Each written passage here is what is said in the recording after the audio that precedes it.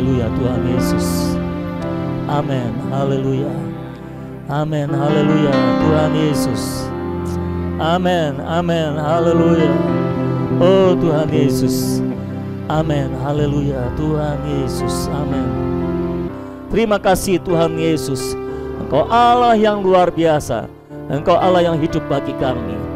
Dan siang ini Tuhan, ketika kami bersekutu di dalam firman Tuhan, kami mohon Roh Kudus surapi kami semua.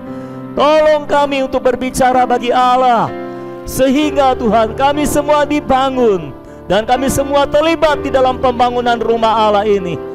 Beri kami tanggung jawab untuk membangun tubuh Kristus di tempat ini Tuhan, sehingga kami menyadari bahwa kami semua bertanggung jawab untuk membangun tubuh Kristus di tempat ini. Kami menyerahkan hidup kami dalam tangan Tuhan. Kami membuka hati kami di hadapan Tuhan. Saudara, buka hatimu di hadapan Tuhan. Mana betapapun hebatnya pewahyuan firman disampaikan tidak akan berguna kalau kita tidak terbuka di hadapan Tuhan. Ketika hati kita terbuka di hadapan Tuhan, maka terang Tuhan akan muncul dalam hidup kita. Terang Tuhan akan menerangi hidup kita, sehingga kita bisa melihat terang. Oh Tuhan Yesus, kami membuka hati kami di hadapan Tuhan. Kami terbuka terhadap Tuhan. Terangi kami Tuhan, uji kami, hakimi kami Tuhan. Oh Tuhan, tunjukkan semua yang salah dalam hidup kami. Buka mata kami untuk memandang terang Tuhan, sehingga tidak ada satupun dosa dan kejahatan dan kesalahan yang tersembunyi dalam hidup kami Tuhan. Terangi kami semua ya Tuhan. Oh Tuhan Yesus, berbicara bagi kami pada siang hari ini. Berbicara kepada setiap kami. Tolong kami Tuhan, curahkan roh-Mu di tengah-tengah kami. Urapi kami semua Tuhan dengan pengurapan dari tempat yang maha tinggi. Singkapkan firman-Mu di depan mata kami Tuhan, karena kami tahu bila tersingkap firman-Mu memberi terang, dan firman-Mu adalah roh dan hayat bagi kami ya Tuhan. Terima kasih Tuhan Yesus. Kami menyerahkan pemberitaan firman Tuhan, persekutuan firman ini dalam tangan Tuhan. Dalam nama Tuhan Yesus kami berdoa dan mengucapkan syukur.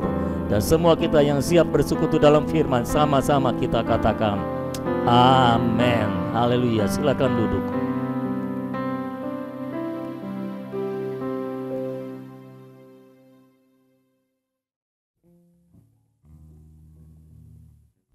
Haleluya.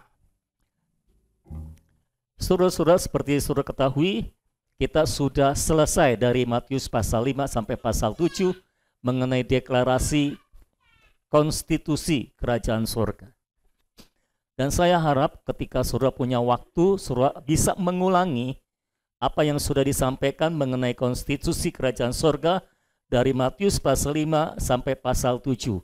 Karena kita ingat pada kali terakhir, pada bab yang terakhir ketika Tuhan menyampaikan tentang konstitusi kerajaan sorga, Tuhan menyampaikan tentang perumpamaan orang yang membangun di atas batu dan di atas pasir, ya. Dan Tuhan berkata, kalau orang mendengar firman-Ku, mendengar perkataanku dan membangun atau melakukan perkataanku ini, maka dia seperti orang bijaksana yang membangun di atas batu. Tapi ketika orang mendengar perkataanku ini tapi tidak melakukannya, ya, tidak hidup berdasarkan perkataanku itu, maka dia seperti membangun di atas pasir. Ketika angin badai melanda, maka seluruh bangunan akan roboh. Ketahuilah pada akhirnya semua pekerjaan kita akan diuji. Entah oleh hujan, entah oleh badai, entah oleh angin, entah oleh banjir, atau terakhir oleh api. Tapi semua pekerjaan yang kita kerjakan di dalam membangun kerohanian kita sekali waktu akan diuji, saudara-saudara. Dan kalau kita membangun dengan baik, dengan tepat, maka kita akan mendapatkan upahnya. Tapi kalau kita membangun dengan tidak tepat, maka kita akan mendapat ganjaran daripada Tuhan. Itu sebabnya saudara-saudara, ayo kita bangun hidup kita dengan secara baik-baik. Amin. Dan perhatikan konstitusi kerajaan itu, karena saudara harus hidup di dalamnya. Karena semua kita adalah umat kerajaan. Apakah saudara adalah umat kerajaan? Apakah semua saudara adalah umat kerajaan? Kalau saudara adalah umat kerajaan, saudara harus hidup berdasarkan konstitusi kerajaan sorga. Amin. Saudara tidak berasal dari dunia ini, saudara berasal dari kerajaan sorga, dan itu sebabnya saudara harus hidup berdasarkan konstitusi kerajaan sorga. Jangan bilang sama saya, Pak, kalau kita hidup berdasarkan konstitusi kerajaan sorga, berarti kita nggak perlu tahu, kita nggak perlu perhatikan konstitusi pemerintahan di Indonesia. Saudara salah, justru kalau saudara hidup dalam konstitusi kerajaan sorga, saudara akan mentaati pemerintah. Orang yang tidak mentaati pemerintah, yang bekerja di atasnya, itu menunjukkan bahwa dia tidak hidup dalam konstitusi kerajaan sorga. Betul? Karena Alkitab dengan jelas berkata, Roma 13, kita harus tunduk kepada otoritas pemerintahan yang ada di atas kita. Baik otoritas pemerintahan gubernur, presiden, bahkan di rumah kita orang tua. Di sekolah kita guru dan sebagainya, di gereja pemimpin dan sebagainya, di rumah suami, orang tua. Kita harus tunduk pada otoritas yang Tuhan tetapkan di atas kita. Jadi semua orang yang hidup dalam konstitusi kerajaan sorga berdasarkan hayat ilahi, justru mereka adalah orang yang paling taat terhadap otoritas. Bisa bilang amin? Semakin kita hidup di dalam hayat ilahi, semakin kita bisa menjadi orang yang tunduk pada otoritas. Orang yang memberontak terhadap otoritas menunjukkan bahwa dia tidak hidup di dalam hayat ilahi, saudara-saudara. Ya. Nah, kebetulan atau tidak kebetulan, kita baru selesai pasal yang ke-7 itu, saudara-saudara, dari Matius. Dan Kamis depan ini kita memasuki hari kenaikan Tuhan kita Yesus Kristus. Saya nggak tahu saudara memperhatikan kalender atau enggak, tapi saya cukup memperhatikan kalender, saudara-saudara. Walaupun tanggal merah mungkin saya tidak libur, tapi saya tahu ada hari libur gitu, saudara-saudara, kira-kira 18 Mei nanti, Kamis depan ini, itu adalah hari kenaikan Tuhan Yesus. Jadi mulai minggu ini sampai 3 minggu ke depan, minggu ini, minggu depan, dan minggu depannya lagi, saya akan sampaikan firman tentang kenaikan Tuhan sampai pencurahan Roh Kudus Pentakosta 3 minggu ke depan. Jadi Matius pasal 7 kita stop dulu. Nanti setelah lewat hari kenaikan Tuhan sampai hari Pentakosta, baru kita akan kembali membahas kitab Matius. Oke, boleh begitu? Boleh ya, saudara ya. Jadi hari ini secara khusus, saya akan menyampaikan firman Tuhan, kita akan mempersekutukannya bersama dari Wahyu pasal 5. Wahyu pasal 5 ini adalah keadaan di sorga ketika Kristus naik ke sorga. Kalau sudah membaca kitab Injil hanya mewahyukan bahwa Kristus naik ke sorga. Betul? Ya. Tapi kita tidak tahu bagaimana keadaan di sorga ketika Kristus naik ke sorga. Nah, Wahyu pasal 5 ini menggambarkan keadaan di sorga ketika Kristus naik ke sorga. Nanti saya akan memberikan bukti-buktinya kenapa saya mengatakan Wahyu pasal 5 adalah keadaan di sorga ketika Kristus naik ke sorga. Ya, jadi hari ini ayo kita melihat gambaran yang ada di sorga, apa yang terjadi di sorga ketika Kristus naik ke sorga pada waktu itu. Wahyu pasal 5. Semua sudah di situ? Wahyu pasal 5 ayat 1 sampai ayat yang ke-14, satu perikop, satu pasal ini kita akan baca. Kita akan baca bergantian, saya baca ayat 1, suruh baca ayat 2, dan begitu seterusnya ganti berganti. Tolong satu orang pakai mic. Siapa yang bisa tolong? Yulis mungkin tolong pakai mic ya, mewakili jemaat. Saya baca ayat 1, suruh ayat 2, dan begitu seterusnya ganti berganti sampai ayat yang ke-14. Oke, saya mulai ya. Judulnya Kitab yang Dimeterai dan Anak Domba.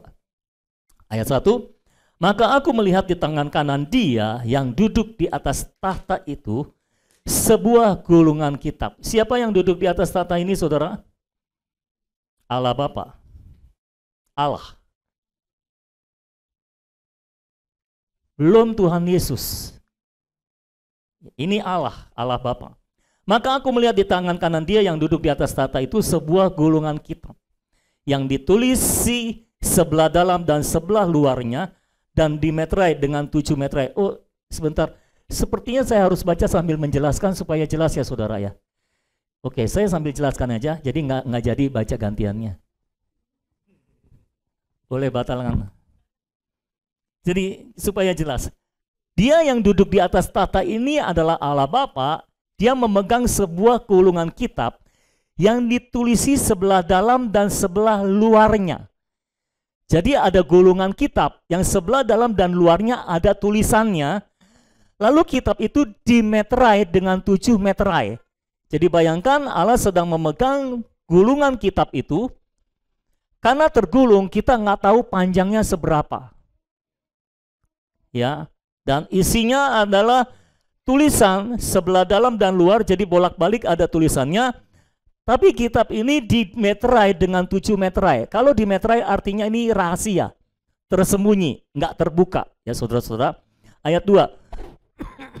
Dan aku melihat seorang malaikat yang gagah, yang berseru dengan suara nyaring, katanya, siapakah yang layak membuka gulungan kitab itu dan membuka meterainya? Tetapi tidak ada seorang pun yang di sorga atau yang di bumi atau yang di bawah bumi yang dapat membuka gulungan kitab itu atau yang dapat melihat sebelah dalamnya. Jadi saudara-saudara, ada malaikat yang gagah berseru, siapa yang layak? Yang layak. Bukan cuma yang dapat, tapi yang layak. Siapakah yang layak membuka gulungan kitab itu dan membuka meterai-meterainya? Dan ternyata saudara, tidak ada orang yang dapat dan tidak ada orang yang layak membuka gulungan kitab itu. Tidak ada orang, seorang pun tidak ada, baik di surga, baik di bumi, baik di bawah bumi, tidak ada yang dapat dan tidak ada yang layak membuka gulungan kitab itu. Ini sebetulnya lebih kepada tidak ada yang layak daripada tidak ada yang dapat. Oke? Tidak ada yang layak. Artinya butuh seseorang yang layak membuka gulungan kitab ini, saudara-saudara. Tetapi tidak ditemukan seorang pun yang layak, baik di surga, di bumi, atau di bawah bumi. Enggak ada yang layak membuka gulungan kitab itu, saudara-saudara. Bahkan melihat sebelah dalamnya saja nggak layak. Bukan cuma membuka, melihat saja tidak layak, saudara-saudara. Ayat 4. Maka menangislah aku dengan amat sedihnya. Siapa yang menangis? Siapa yang menangis di sini? Yohanes. Karena Yohanes diberikan penglihatan ini. Jadi Yohanes diangkat ke sorga, melihat suasana di sorga pada waktu itu. Ada Allah duduk di atas tahta, pegang gulungan kitab, ditulisi sebelah dalam dan sebelah luarnya, dimeterai dengan 7 meterai, saudara-saudara. Nanti kita akan lihat bahwa 7 meterai itu sebetulnya adalah isi dari kitab itu. Tapi ini termeterai, tersembunyi. Tidak ada yang bisa melihatnya. Tidak ada yang bisa membukanya. Tidak seorang pun yang layak, baik di surga, di bumi maupun di bawah bumi. Tidak ada yang layak membuka gulungan kitab itu. Dan karena gulungan kitab itu tidak bisa terbuka, tidak ada yang layak membukanya. Yohanes melihat itu menangis dengan amat sedihnya.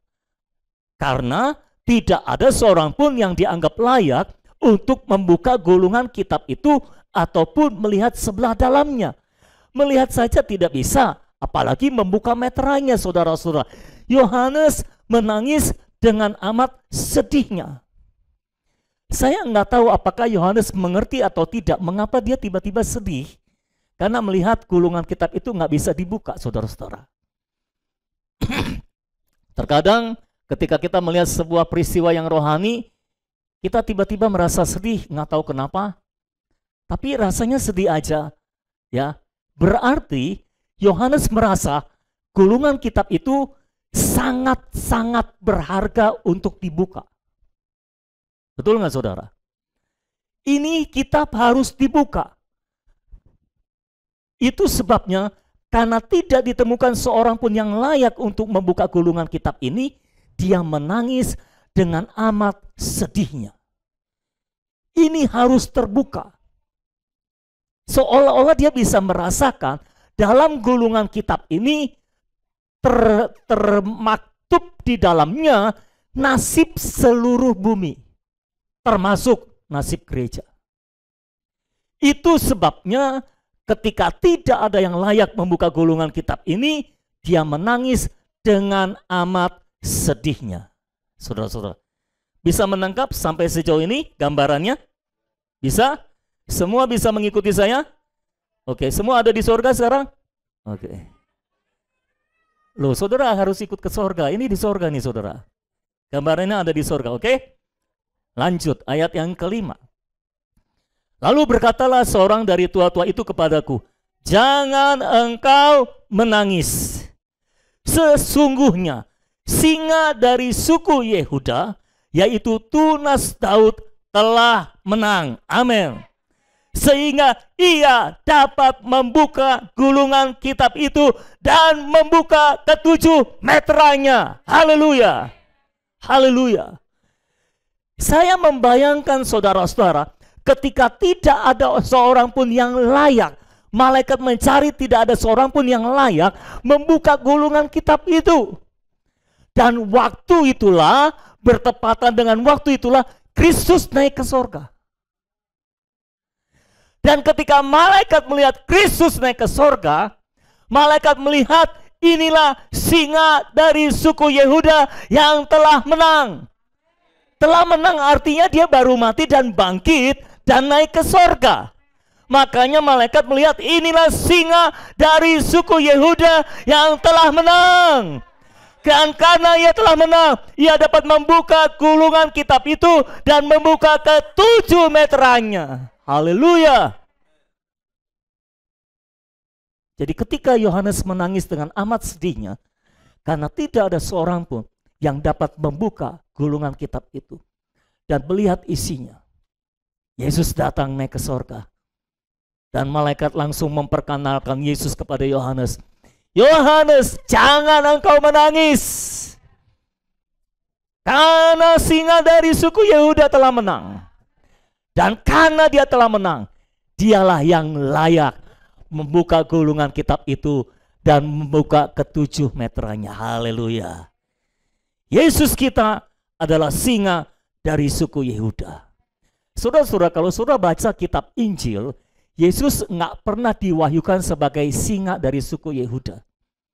Jadi kalau saudara baca kitab Wahyu, ada banyak pewahyuan tentang Kristus yang tidak diwahyukan di kitab-kitab lainnya.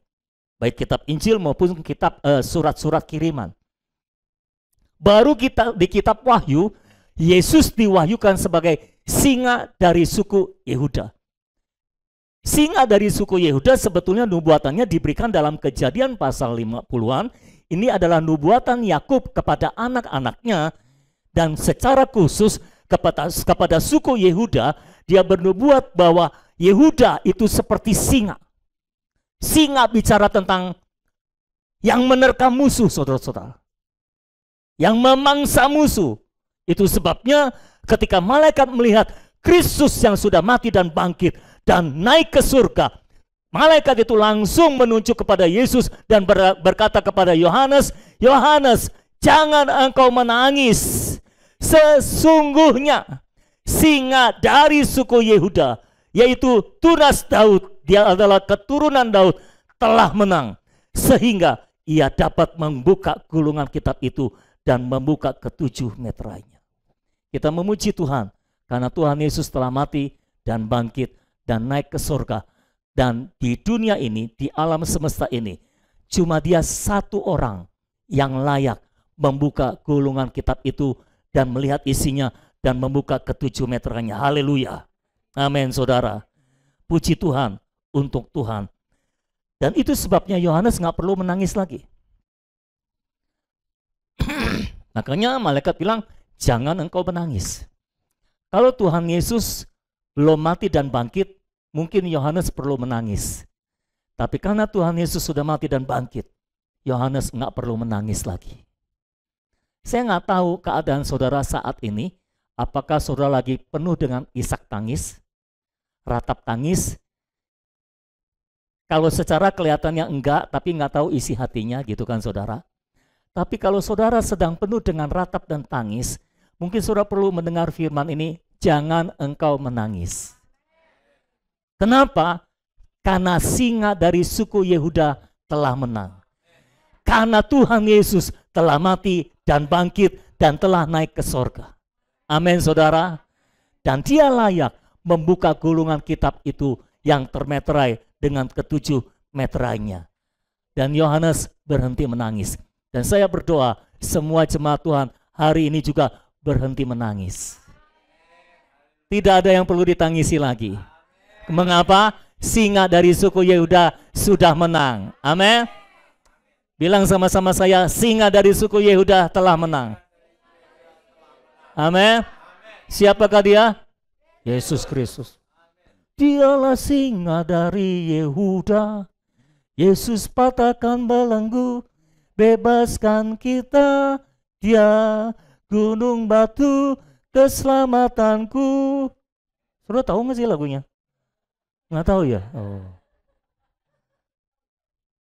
Itu lagu jadul ya.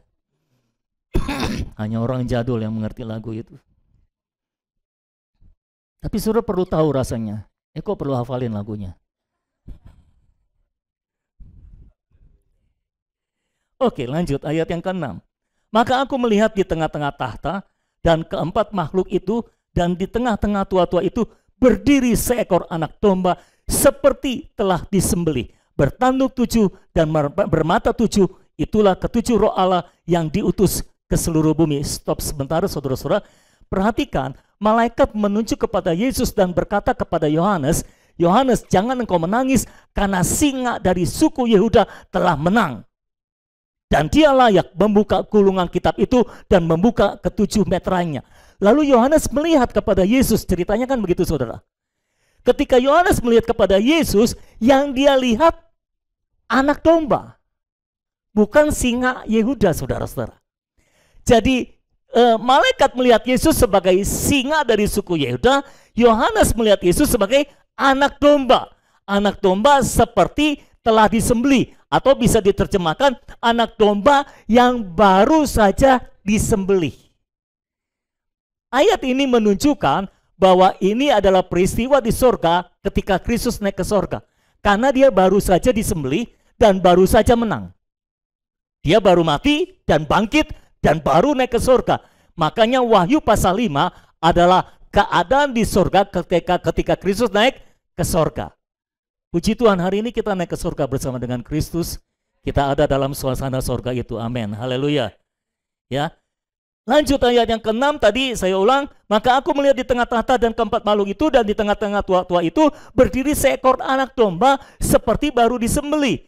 Bertanduk 7, bermata 7, itulah ketujuh roh Allah yang diutus ke seluruh bumi.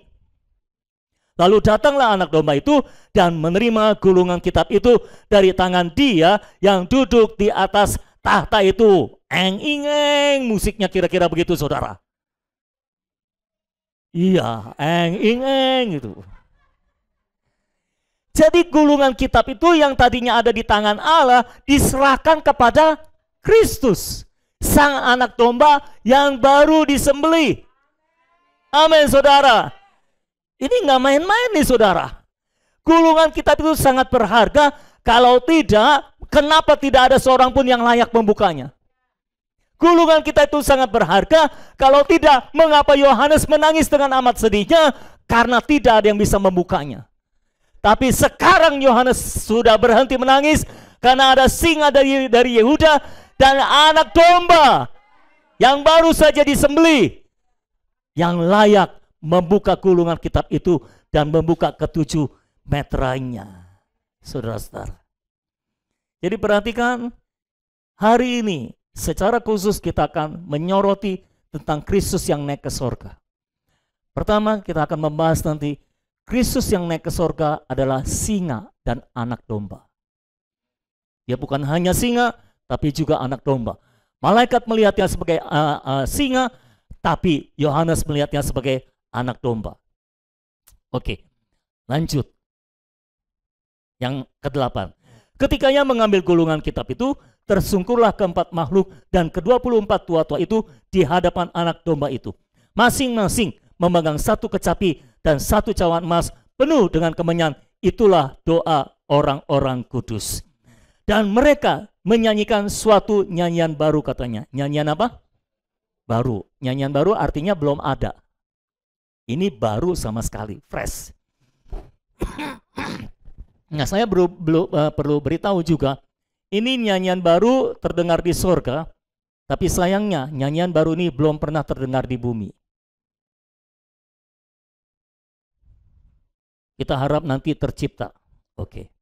Ayat 9.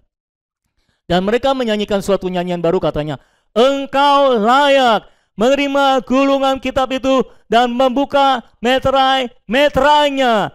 Kenapa? Karena engkau telah disembelih dan dengan darahmu engkau telah membeli mereka bagi Allah dan dari tiap-tiap suku dan bahasa dan kaum dan bangsa, dan engkau telah membuat mereka menjadi suatu kerajaan dan menjadi imam-imam bagi Allah kita, dan mereka akan memerintah sebagai raja di bumi. Jadi nyanyian baru itu berisi tentang engkau layak. Tapi selama ini yang kita tahu, kalau engkau layak menerima pujian, engkau layak menerima kemuliaan, engkau layak menerima sembah, kan biasanya seperti itu. Tapi ini engkau layak yang lain, saudara. Engkau layak menerima gulungan kitab itu dan membuka meterai-meterainya. Saya nggak tahu lagunya kayak gimana ini, saudara. Nantilah kita ciptakan. Engkau layak menerima gulungan kitab itu. Dan terus terang, ada banyak orang Kristen, banyak gereja cuma mengetahui bahwa dia layak menerima pujian, hormat, dan kuasa. Tapi kita tidak pernah menerima wahyu bahwa dia adalah yang layak menerima gulungan kitab itu dan membuka meterai-meterainya. Ini tidak kalah dahsyatnya kelayakan ini, saudara. Mengapa? Karena di dunia ini, di alam semesta ini, tidak ada seorang pun yang layak membuka gulungan kitab itu dan membuka meterai-meterainya. Hanya dia yang layak. Kalau pujian, saudara-saudara, dia layak menerima pujian. Tapi kadang-kadang ada manusia juga yang bisa menerima pujian. Dalam tanda kutip, layak menerima pujian, walaupun tidak selayak dia. Tapi kalau membuka gulungan kitab, tidak ada seorang pun yang layak. Sudah paham apa yang saya sampaikan? Tidak ada seorang pun yang layak. Cuma dia yang layak membuka gulungan kitab itu dan meterai-meterainya. Lanjut. Ayat berapa sekarang? Ayat 11. Maka aku melihat dan mendengar suara banyak malaikat sekeliling tahta, makhluk-makhluk dan tua-tua itu, jumlah mereka berlaksa-laksa dan beribu-ribu laksa. Katanya dengan suara nyaring, Anak domba yang disembelih itu layak untuk menerima kuasa dan kekayaan dan hikmat dan kekuatan dan hormat dan kemuliaan dan puji-pujian. Ini baru seperti yang kita tahu, dia adalah yang layak menerima kuasa dan kekayaan dan hikmat dan kekuatan dan hormat dan kemuliaan dan puji-pujian. Jadi hari ini ada 3 yang akan kita persekutuan bersama tentang Kristus yang naik ke sorga. Pertama, Kristus yang naik ke sorga adalah singa dan anak domba. Kedua, Kristus yang naik ke sorga adalah Kristus yang layak menerima dan membuka gulungan kitab itu dan membuka meterai-meterainya. Dan yang ketiga, Kristus yang naik ke sorga adalah Kristus yang layak menerima pujian,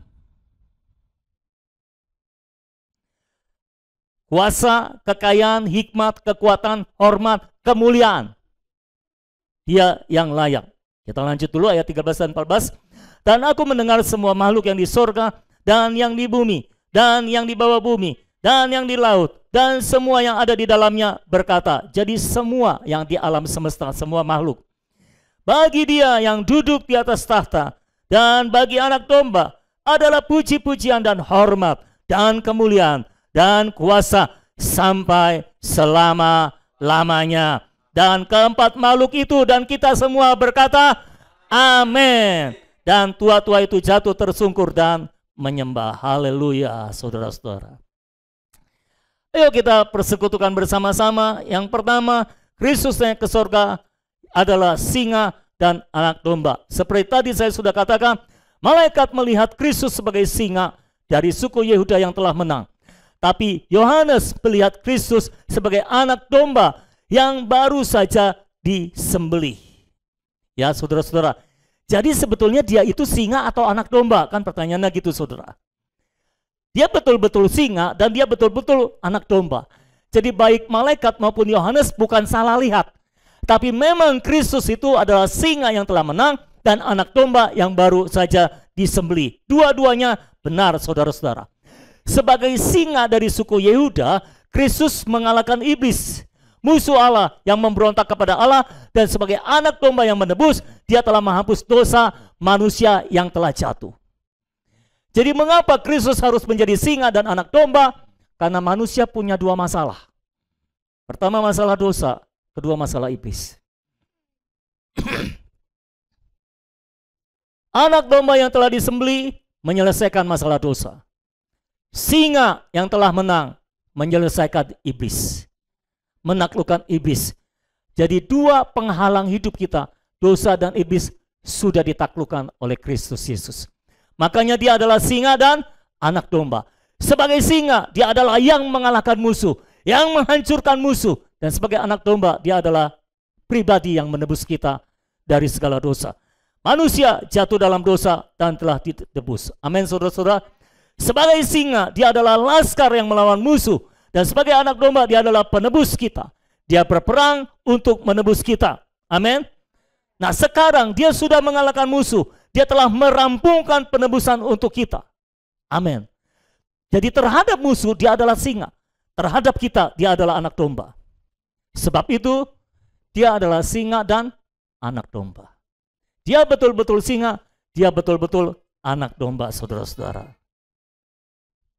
Jadi semua halangan sudah disingkirkan. Ketika Yesus mati dan bangkit dan naik ke surga, dia menyingkirkan semua halangan untuk menggenapkan kehendak Allah. Itulah sebabnya dia layak membuka gulungan kitab itu saudara-saudara. Dialah singa dan anak domba. Amin. Jadi saudara harus melihat dua sisi dari Yesus Kristus. Satu sisi dia memang anak domba yang disembelih, tapi lain sisi dia adalah singa Yehuda yang telah menang. Amin saudara. Sehingga masalah dosa kita dituntaskan, masalah iblis juga dituntaskan. Sehingga sebetulnya kalau kita hidup di dalam Kristus, kita bisa hidup bebas dari dosa dan iblis. Karena dosa sudah ditaklukkan, karena dia adalah anak domba.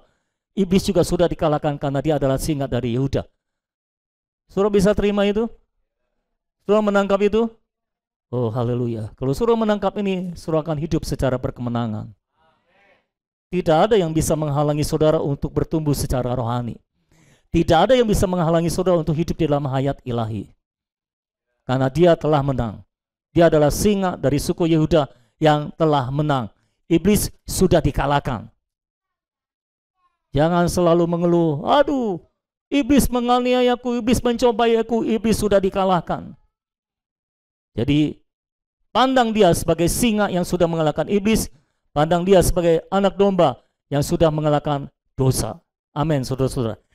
Jadi Kristus adalah singa dan anak domba. Kedua-duanya betul. Kita harus mengenal dia sebagai singa yang telah menang dan sebagai anak domba yang telah disembelih. Amin.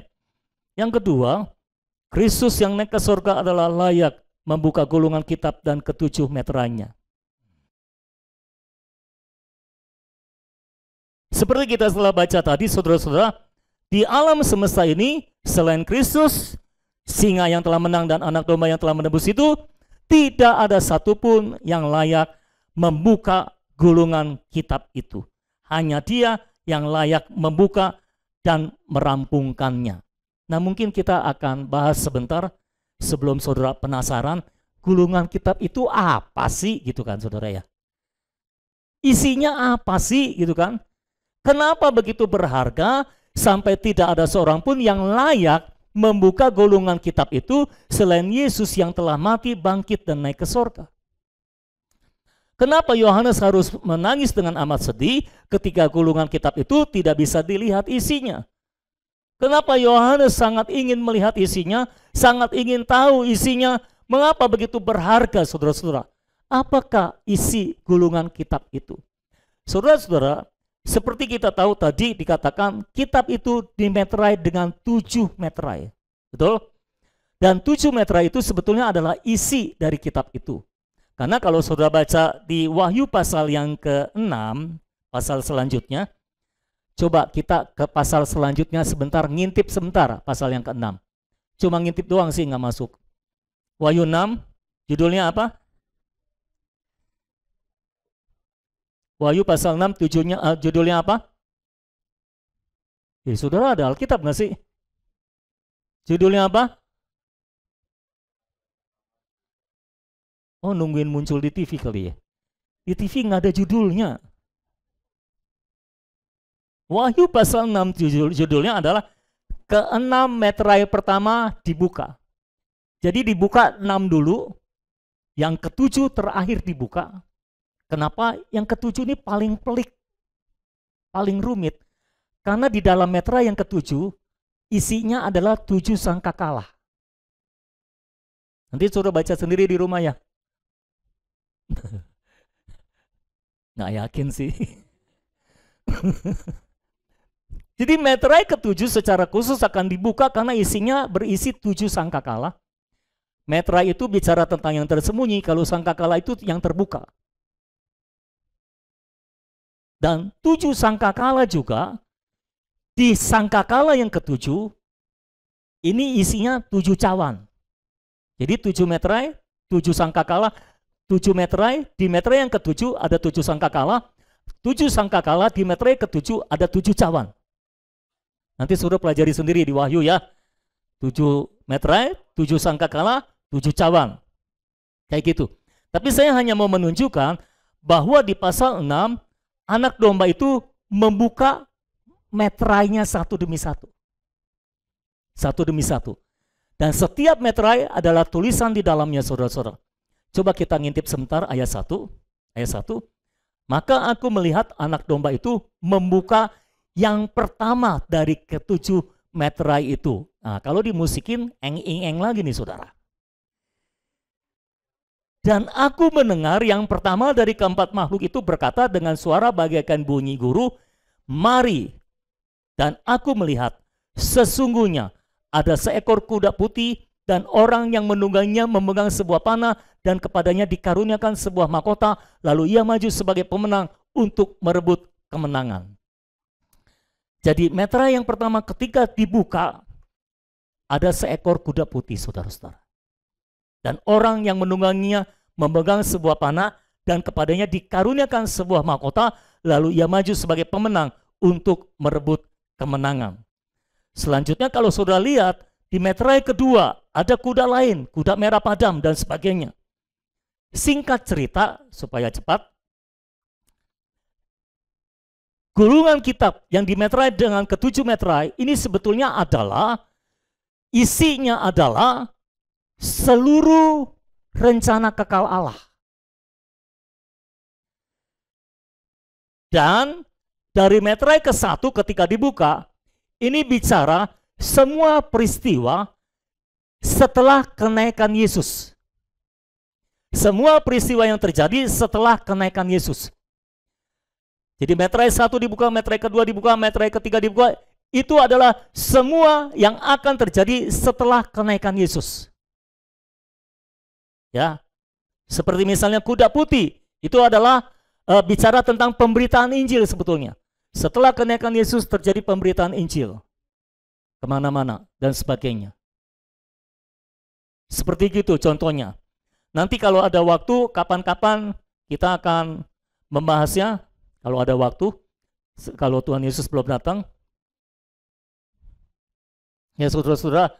Tetapi singkatnya, gulungan kitab itu berisi tentang rencana kekal Allah.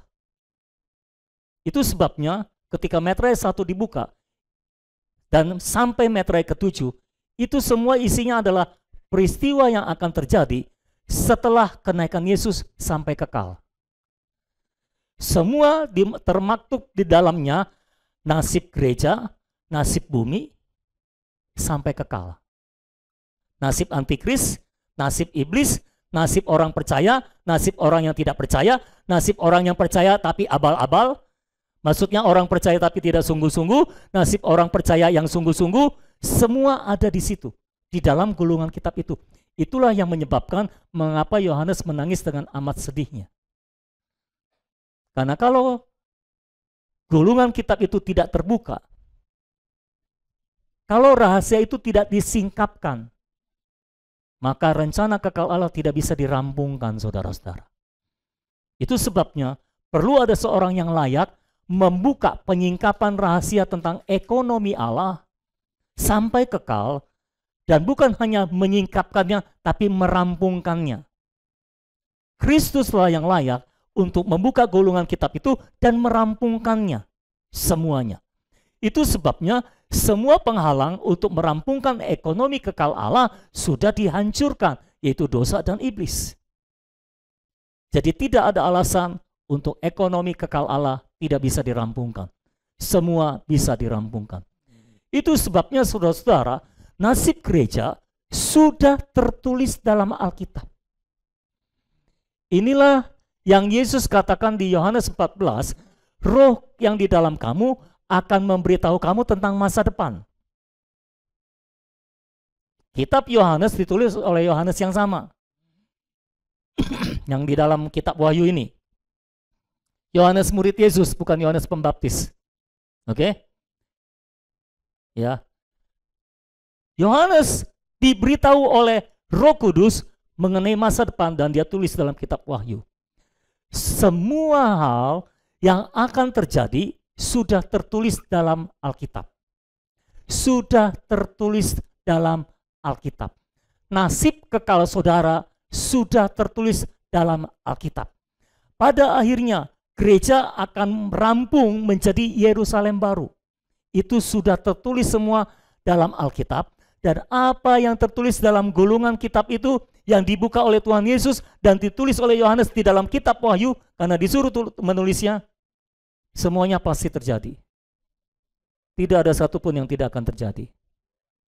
Jadi apa yang saudara cari? Semua sudah ada dalam Alkitab. Makanya dalam kitab Wahyu ditulis sebuah peringatan, tidak ada satupun orang yang boleh menambahkan. Kenapa tidak boleh menambahkan? Karena sudah lengkap wahyunya. Dan tidak juga boleh ada yang mengurangi semua nubuatan dalam kitab suci. Nggak boleh. Tidak boleh menambahkan, tidak boleh mengurangi. Siapa yang menambahkan semua nubuatan dalam kitab suci, khususnya dalam kitab Wahyu, maka kepada orang itu akan ditambahkan hukuman yang tertulis di dalamnya. Dan siapa yang mengurangi, maka kepada orang itu akan dikurangi berkat yang tertulis di dalamnya. Jadi kita nggak boleh menambahkan atau mengurangi, karena wahyu yang diberikan oleh Tuhan sudah lengkap. Sudah lengkap. Nggak perlu ada tambahan. Kalau saudara bilang sama saya, kan kita perlu tahu masa depan kita sudah tertulis dalam Alkitab. Saya tidak bicara tentang masa depan saudara yang akan punya 3 mobil, 4 apartemen, dan 12 anak. Enggak. Saya nggak bicara tentang masa depan yang seperti itu. Saya bicara tentang masa depan kita di dalam Kristus. Masa depan kita sudah pasti. Masa depan kita, takdir kita, akhir hidup kita dalam kekekalan adalah Yerusalem baru. Yerusalem baru tidak bicara tentang kota fisik. Yerusalem baru bicara tentang pembauran Allah Tritunggal dengan gerejanya. Amin, saudara-saudara.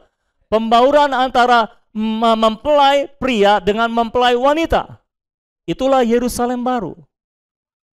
Yerusalem fisik bicara tentang Hagar dari Gunung Sinai, Taurat.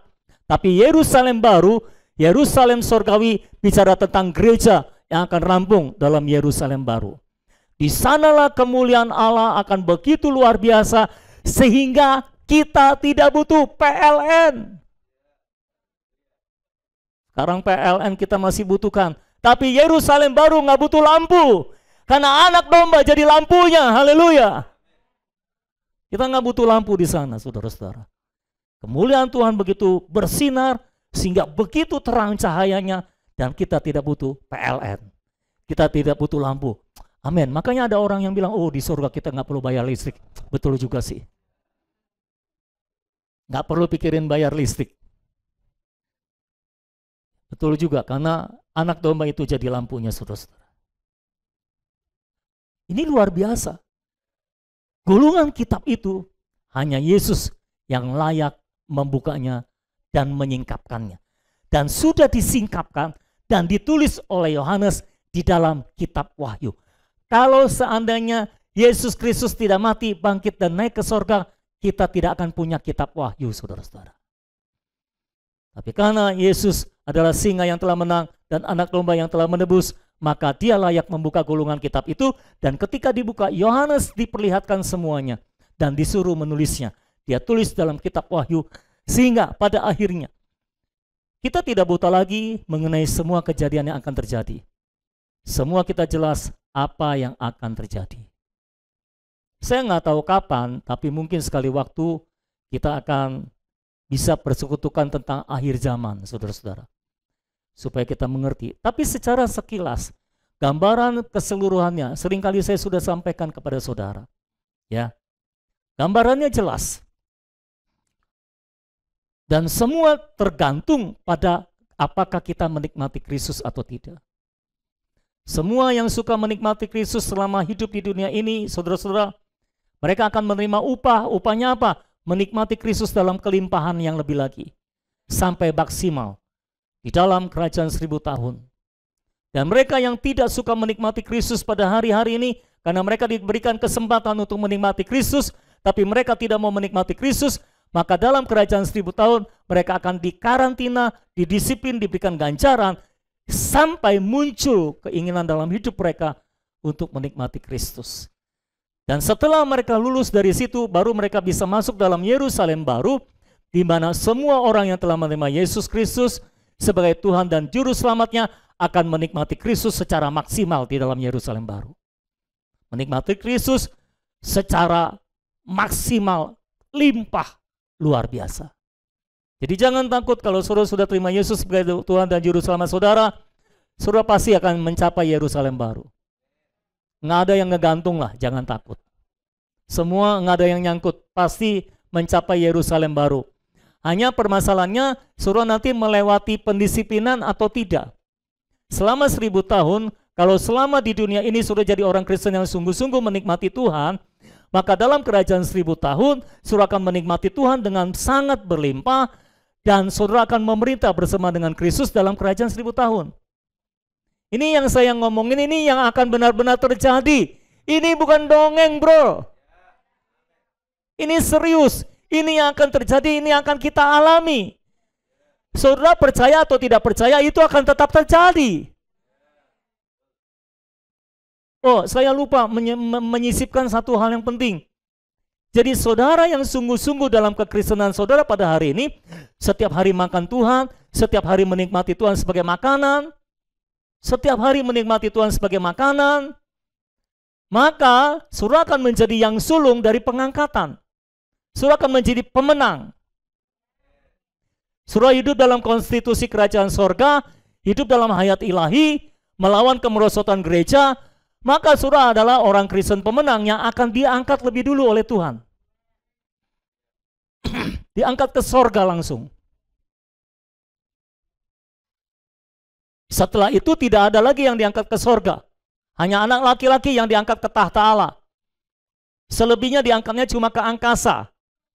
Angkasa itu langit pertama kita, langit kedua itu tempatnya roh-roh jahat di udara, langit ketiga adalah tahta Allah, sorga. Paham ya saudara ya? Nah nanti Tuhan akan turun ke angkasa, orang diangkatnya cuma ke angkasa, tapi anak laki-laki yang pemenang ini akan langsung diangkat ke tahta Allah di sorga. Jadi maafkan saya, hanya sedikit yang menikmati sorga. Karena semua kita selalu bilang, terima Yesus, masuk sorga. Maaf, kalau saudara bukan pemenang, saudara tidak akan mencicipi sorga tempat tahta Allah itu.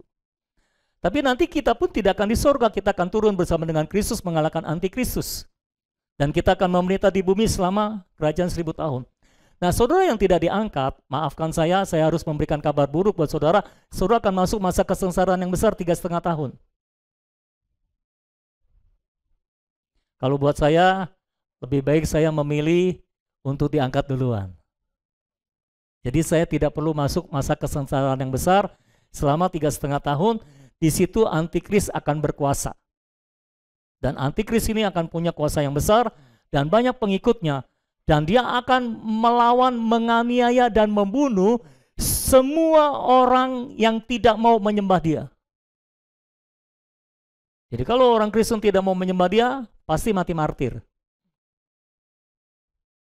Jadi istilahnya kalau saudara belum mati sebelum masa kesengsaraan yang besar, atau saudara belum diangkat sebelum masa kesengsaraan yang besar, saudara akan masuk masa kesengsaraan yang besar, dan di situ nasib saudara cuma satu, martir. Karena kalau saudara tidak martir berarti saudara tidak menang. Saudara harus martir di situ. Karena kalau yang tidak mau menyembah antikris dibunuh. Ya. Jadi buat saya lebih baik diangkat duluan daripada berhadapan dengan antikristus. Karena ketika saya diangkat duluan, saya akan berperang di sorga, mengalahkan iblis, dan iblis akan dibuang ke bumi karena kita kalahkan.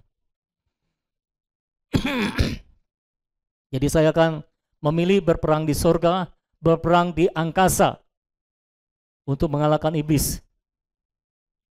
Sampai di sini jelas saudara-saudara. Jadi itulah isi dari kegulungan kitab itu, semua peristiwa yang terjadi setelah kenaikan Yesus sampai kekekalan.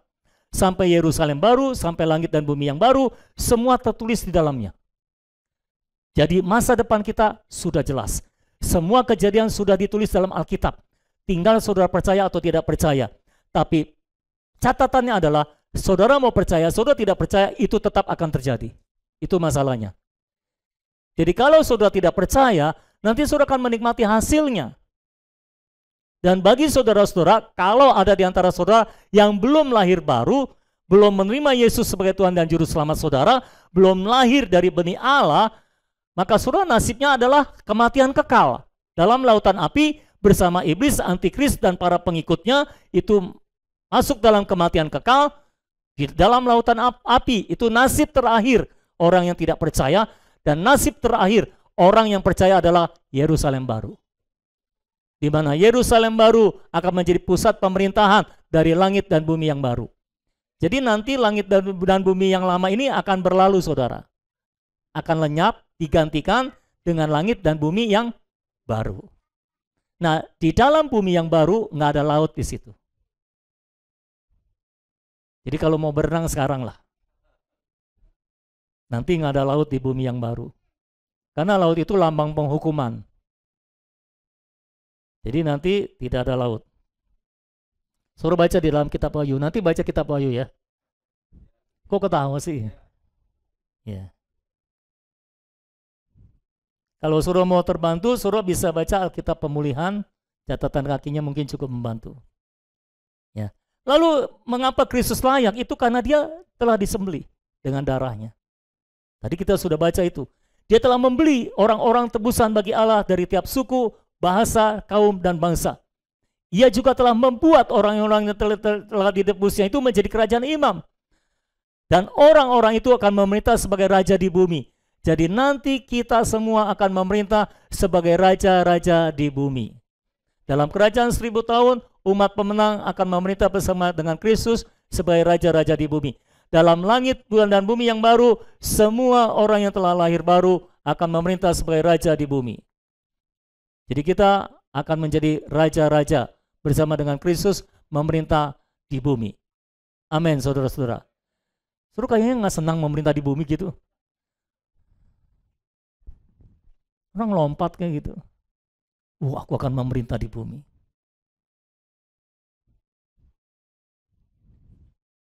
Lalu yang ketiga, yang ke-C, Kristus yang naik ke sorga adalah yang layak menerima kuasa dan kekayaan dan hikmat dan kekuatan dan hormat dan kemuliaan dan puji-pujian sampai selama-lamanya. Dia adalah yang layak disembah oleh seluruh makhluk. Karena saudara perhatikan, yang di sorga, yang di bumi, yang di bawah bumi, yang di air, semua menyembah dia. Layak, dia layak menerima kuasa. Semua makhluk akan tahu bahwa dia adalah yang layak menerima kuasa dan kekayaan dan hikmat dan kekuatan dan hormat dan kemuliaan dan puji-pujian sampai selama-lamanya. Bisakah saudara bayangkan keadaan di sorga ini setelah Kristus naik ke sorga? Oh, semua malaikat semua makhluk ciptaan memuji Dia karena Dia adalah yang layak membuka gulungan kitab itu dan membuka meterai-meterainya. Lalu semua memuji Dia karena Dia yang telah naik ke surga itu adalah yang layak menerima kuasa, kemuliaan, pujian, hormat, kemuliaan, hikmat sampai selama-lamanya. Hanya Dia yang layak. Haleluya. Dan saya mau hari ini, ayo kita coba bersatu dengan sorga pada waktu Yesus naik ke sorga. Oke? Jadi hari ini kita punya waktu untuk memuji Dia, menyembah Dia. Amin. Silakan pemain musik.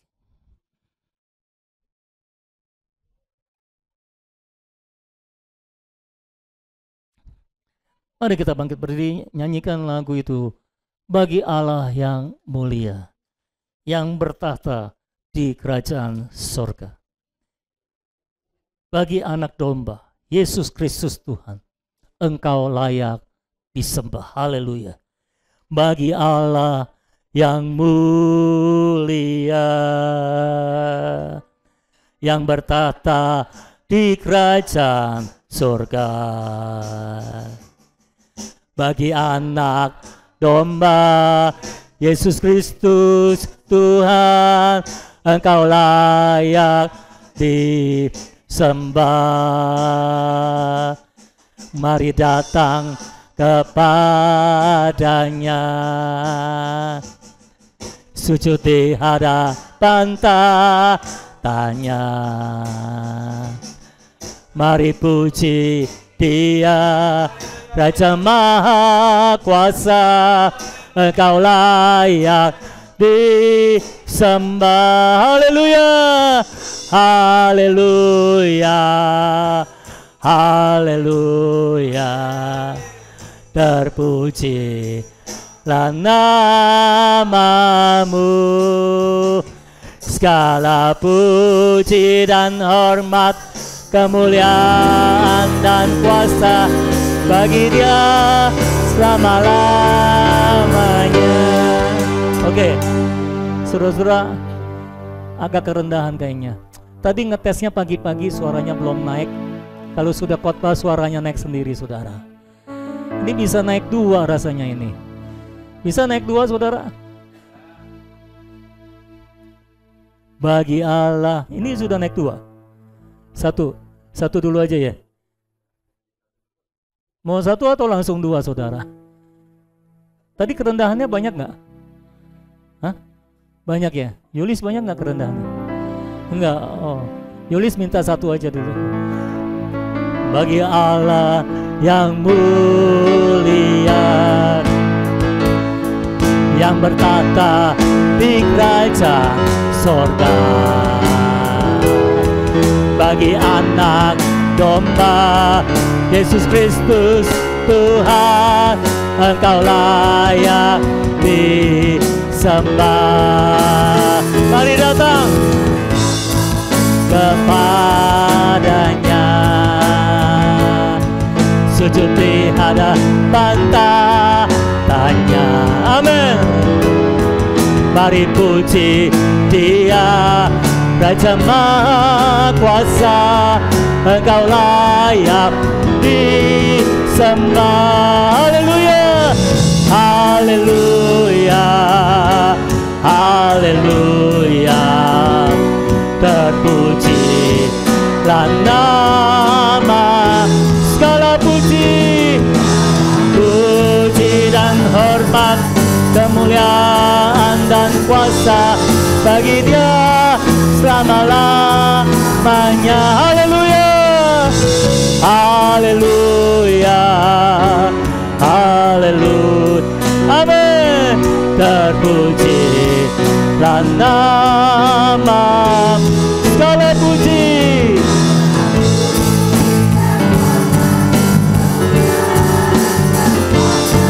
bagi Dia selama-lamanya.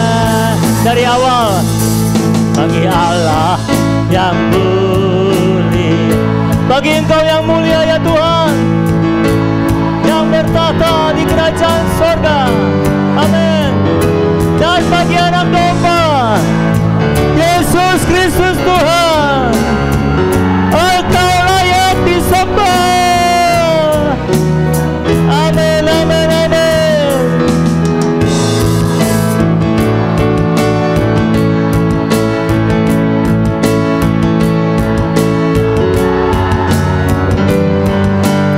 Amin.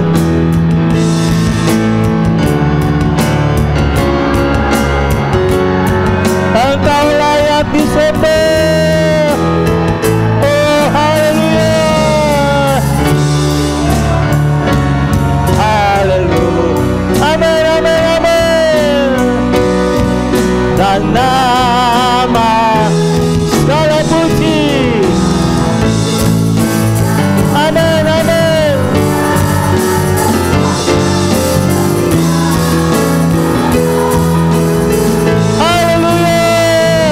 Haleluya. Haleluya. Amin, amin. Nama segala puji.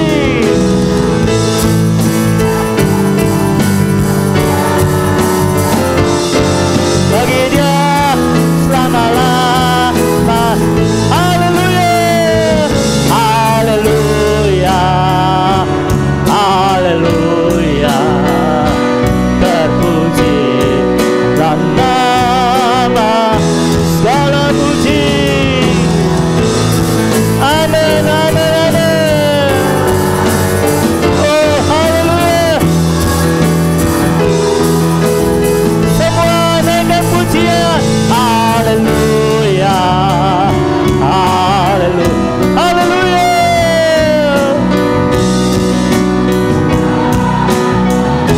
Amin, amin, amin. Amin, amin.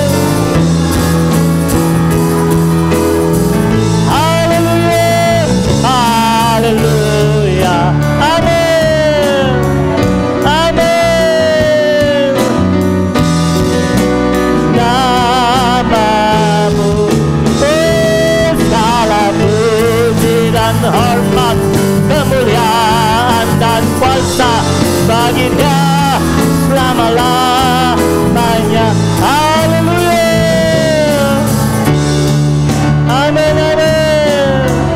Oh, Engkau layak dipuji Tuhan. Engkau layak membuka gulungan kitab itu. Kemuliaan dan kuasa bagi Dia selama-lamanya. Haleluya.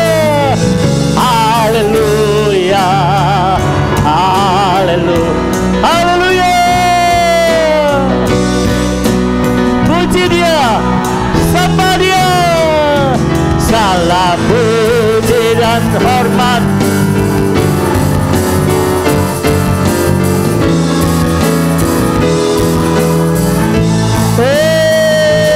Haleluya.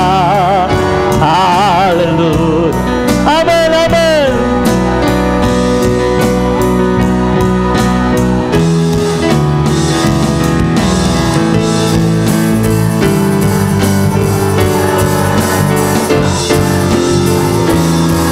Selama-lamanya.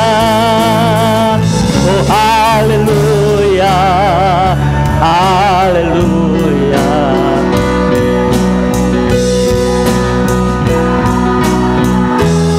Amin. Kemuliaan dan kuasa bagi siapa? Selama-lamanya. Segala puji, segala puji dan hormat, kemuliaan dan kuasa bagi Dia selama-lamanya. Segala puji dan hormat, segala puji dan hormat, kemuliaan dan kuasa bagi Dia selama-lamanya. Segala puji dan hormat, segala puji dan hormat, kemuliaan dan kuasa bagi Dia selama-lamanya. Haleluya.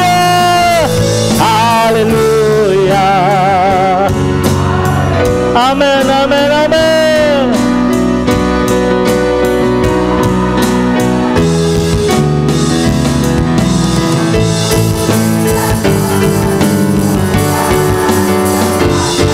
Bagi Dia selama-lama segala puji dan hormat, kemuliaan dan kuasa. Bagi Dia selama-lama segala puji dan hormat, kemuliaan dan kuasa. Bagi Dia selama-lamanya. Bagi Dia selama-lamanya. Bagi Dia selamanya. Bagi Dia selamanya. Bagi Dia selamanya. Bagi Dia selamanya. Bagi Dia selama-lamanya. Amin.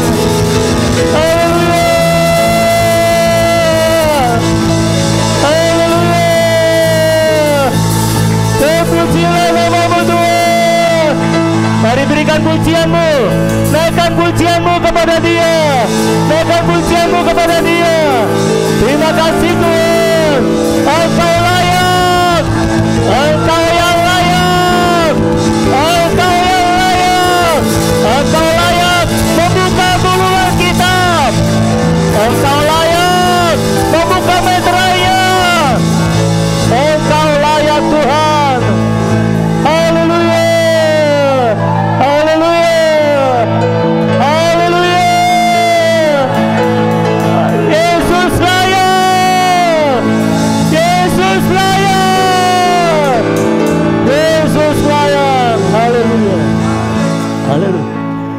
Ku berdiri di tengah umat-Mu dari segala suku bangsa.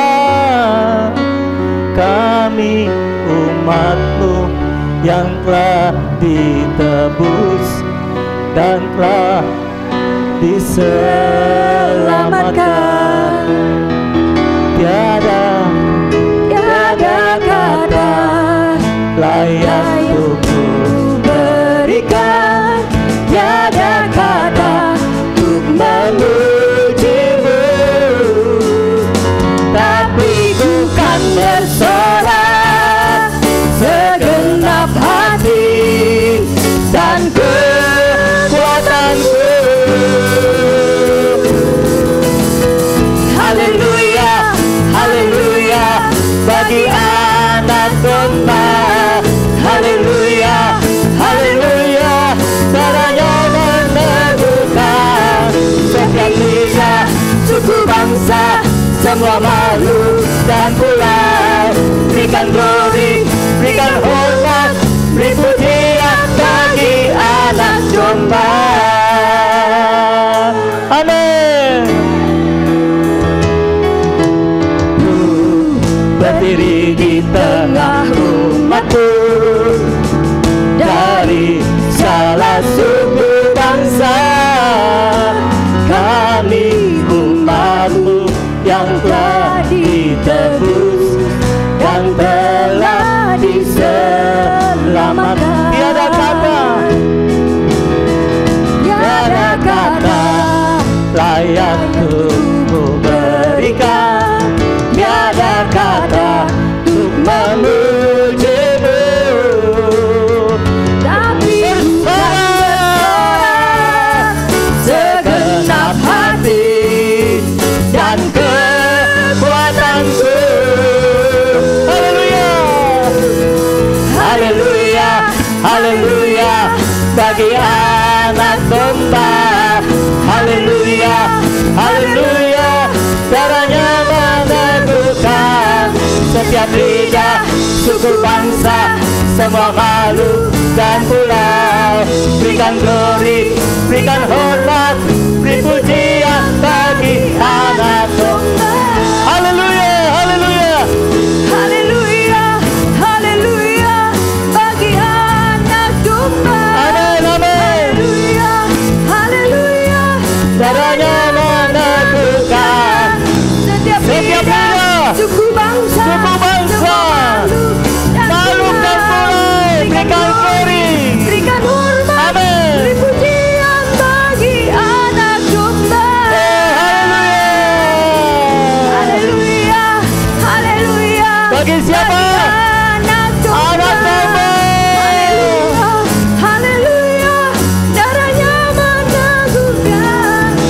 setiap lidah, suku bangsa, semua makhluk dan pulau.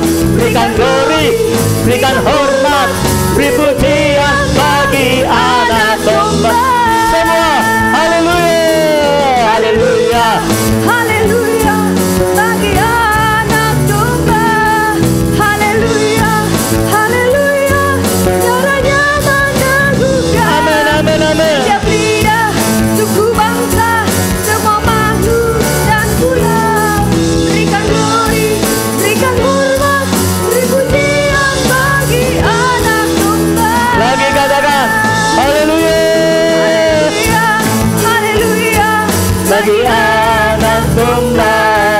haleluya, haleluya, Caranya meneguhkan setiap lidah, suku bangsa, semua makhluk dan pulau. berikan glory, Berikan hormat, beri pujian bagi anak domba. Sekali lagi, haleluya, haleluya. haleluya, Amin. haleluya, bagi anak domba. Amin, amin. Haleluya, Haleluya. meneguhkan setiap lidah, suku bangsa, semua makhluk dan pulau. Berikan glory, berikan hormat, beri pujian bagi anak domba. Beri pujian bagi anak domba. Beri pujian bagi anak domba. Beri pujian bagi anak domba. Beri pujian bagi anak domba. Beri pujian bagi anak domba.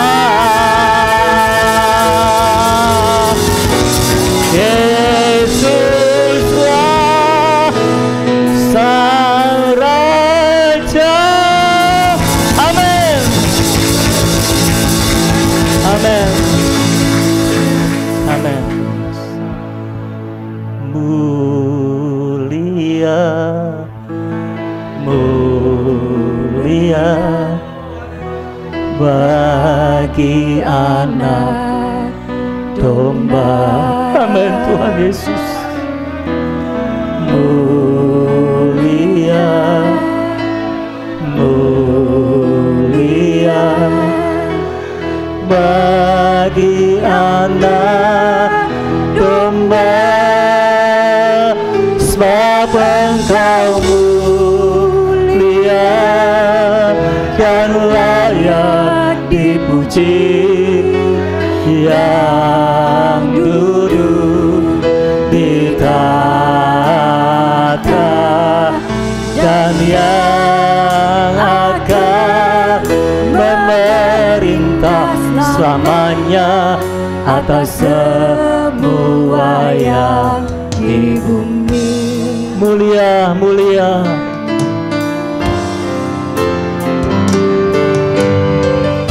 Mulia, mulia bagi anak domba. Mulia Engkau Tuhan. Mulia, Amin, amin, amin. mulia Bagi anak domba. Sebab Engkau mulia dan layak dipuji, yang duduk di tahta dan yang akan memerintah selamanya atas semua yang di bumi. Sebab Engkau mulia, mulia dan layak dipuji. Amin, amin, amin. Dan yang akan memerintah selamanya atas semua yang di. Sebab Engkau mulia, haleluya,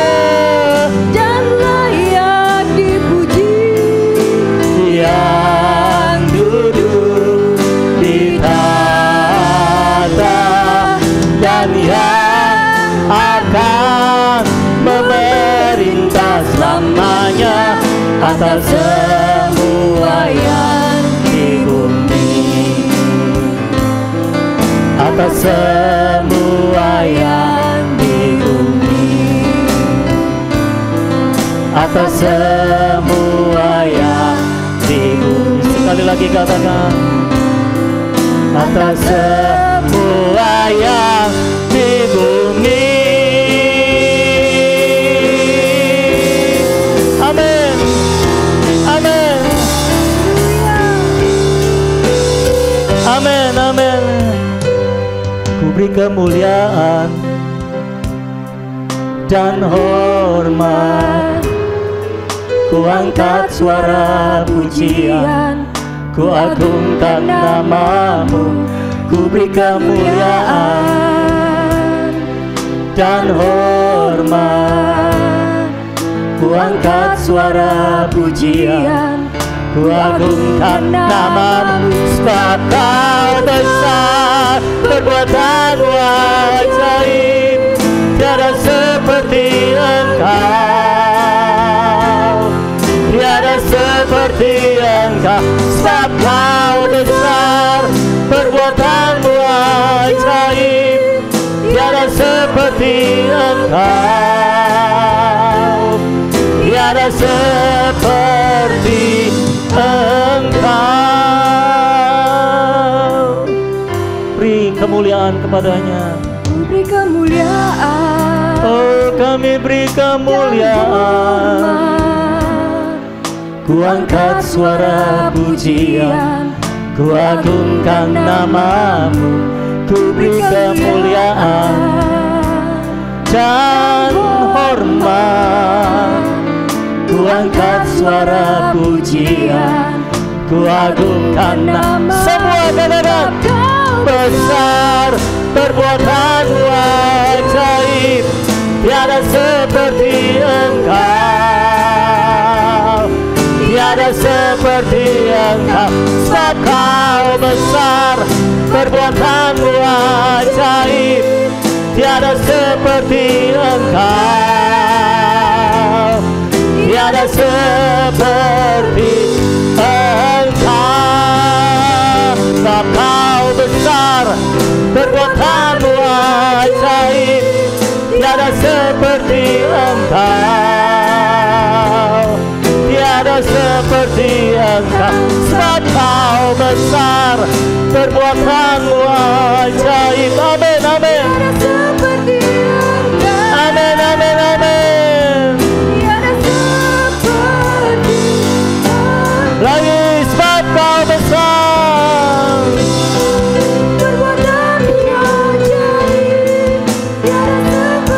amin, amin, amin. Tiada seperti engkau. Sebab kau besar, perbuatanmu ajaib, tiada seperti engkau, tiada seperti engkau, tiada seperti engkau, tiada seperti engkau. Haleluya, haleluya. Berkata-kata dengan dia, saudara, bersekutu dengan dia, ungkapkan isi hatimu kepada dia. Oh Tuhan Yesus, Tuhan Yesus, Tuhan Yesus, Tuhan Yesus, Tuhan Yesus. Haleluya, haleluya. Tuhan Yesus, Tuhan Yesus. Haleluya, haleluya, haleluya. Tuhan Yesus, Kau sungguh indah, tiada taranya, sungguh menakjubkan. Amin Tuhan. Sungguh ajaib untuk dimengerti, lebih dari semua yang ada. Hikmat-Mu tiada terselami, kasih-Mu dalam tak terduga. Kau sungguh indah tiada taranya, mulia dan berkuasa. Ku kagum hormat akan Engkau. Ku kagum hormat akan Engkau. Kau Allah yang layak dipuji. Ku kagum akan Engkau. Ku kagum hormat akan Engkau. Kami kagum hormat akan Engkau Tuhan. Hormat akan Engkau. Oh, kami kagum hormat akan Engkau. Yang layak dipuji. Ku kagum akan Engkau. Sekali lagi, ku kagum hormat. Kagum hormat akan Engkau. Ku kagum hormat akan Engkau. Kau Allah akan Engkau. Ku kagum akan Engkau. Ku kagum akan Engkau. Oh Tuhan Yesus, kami mengasihi, kami mencintai-Mu Tuhan. Kami tetap mencintai-Mu sampai saat ini Tuhan. Dan kami akan tetap mencintai-Mu sampai kapanpun Tuhan. Tuhan Yesus, terima kasih karena Engkau telah mati bagi kami. Engkau telah bangkit bagi kami. Engkau telah naik ke sorga bagi kami. Dan Engkau telah mencurahkan Roh Kudus-Mu bagi kami, agar kami bisa merampungkan rencana dan kehendak kekal Allah dalam hidup kami. Terima kasih Tuhan Yesus, karena kami ada di dalam Engkau. Ketika Engkau mati, kami ikut mati bersama-Mu Tuhan. Ketika Engkau bangkit, kami juga ikut bangkit bersama-Mu Tuhan. Dan ketika Engkau naik ke sorga, kami juga ikut naik ke sorga bersama-Mu Tuhan. Oh, sungguh luar biasa Tuhan. Engkau adalah Allah yang layak membuka gulungan kitab dan meterainya. Engkau adalah Allah yang layak menyingkapkan rahasia ekonomi Allah dan merampungkannya. Dan kami bersyukur kami menjadi tubuh-Mu Tuhan, yang dilayakkan juga untuk merampungkan kehendak-Mu, merampungkan ekonomi kekal Allah. Dan kami percaya Tuhan, melalui gereja-Mu, seluruh ekonomi kekal Allah akan dirampungkan Tuhan. Akan dirampungkan sampai tuntas Tuhan. Kami berdoa pada hari ini, berikan kami anugerah-Mu, berikan kami belas kasihan-Mu. Oh Tuhan, Engkau yang meneguhkan kami sampai pada kesudahannya, sehingga kami tidak bercacat pada hari Tuhan Yesus Kristus Tuhan kami.